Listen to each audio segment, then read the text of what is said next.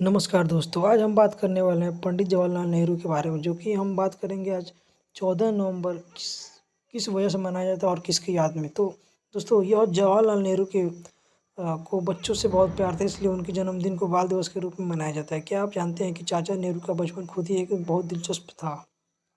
दोस्तों, आज भी उनके बचपन की ऐसी कहानियाँ हैं जो इतिहास के पत्रों में दबी हुई हैं। आज हम आपको जवाहरलाल नेहरू के बचपन की कुछ ऐसी ही कहानियों के रूबरू कराने वाले हैं। तो दोस्तों, अगर वीडियो अगर अच्छा आपको लगे तो लाइक कीजिएगा, सब्सक्राइब कीजिए चैनल को और वीडियो को तो कम से कम बहुत ज़्यादा शेयर कीजिएगा दोस्तों। तो भरी सभा में जब नाराज़ हो गया था बच्चा, उसके बारे में बताएंगे। देखिए, चाचा नेहरू एक बार एक कार्यक्रम में शामिल होने गए थे। यहाँ एक बच्चे ने अपनी ऑटोग्राफ पुस्तिका के सामने रखते हुए कहा, साइन कर दीजिए।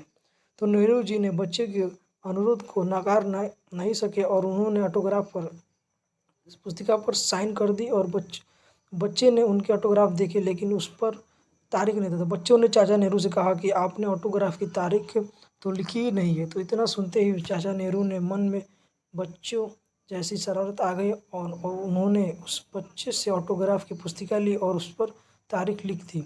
इस बार बच्चा उनके ऑटोग्राफ उसके साथ लिखी तारीख देखकर गुस्सा आ गया। उसने चाचा नेहरू से कहा कि आपने तो तारीख उर्दू के में लिखी है।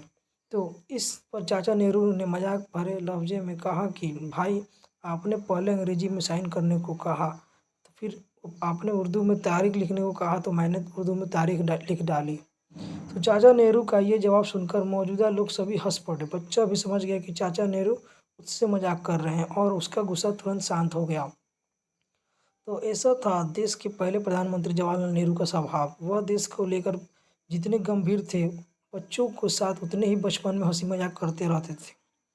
तो उनका बचपन खुद भी एक प्रेरणा है, जो कि मैं आपको यह जवाहरलाल नेहरू जब छोटे थे, उनके पिता मोतीलाल नेहरू को उपहार में 2 बेशकीमती फाउंटेन पेन मिले थे। जवाहरलाल नेहरू उनमें से एक पेन ले लिए। इसके पीछे उनकी सोच थी कि वह वह उनके पिता को एक ही वक्त में एक पेन की ज़रूरत पड़ती है।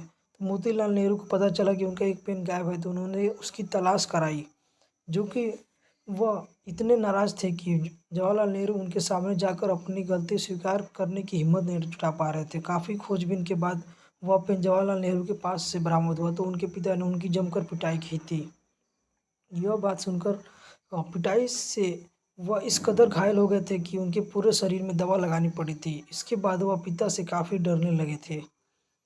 यह जब घर से बिना बताए पिता का घोड़ा लेकर निकलने नेहरू नेहरू घायल हो गए थे। तो ये बात आपको जानकर बहुत ही मज़ा आएगा। दोस्तों देखिए, बच्चों में साइकिल, बाइक या अन्य वाहनों का क्रेज़ बहुत ज़्यादा होता है। अक्सर हमारे घरों या आसपास के बच्चों में बिना बताए चुपके से साइकिल या गाड़ी लेकर बाहर निकल जाते हैं। लेकिन पंडित जवाहरलाल नेहरू जी ने अपने बचपन में इसी तरह का एक शरारत किया करते थे, जो कि मैं आपको आगे बता रहा हूँ। दोस्तों, वीडियो को लाइक ज़रूर कीजिएगा।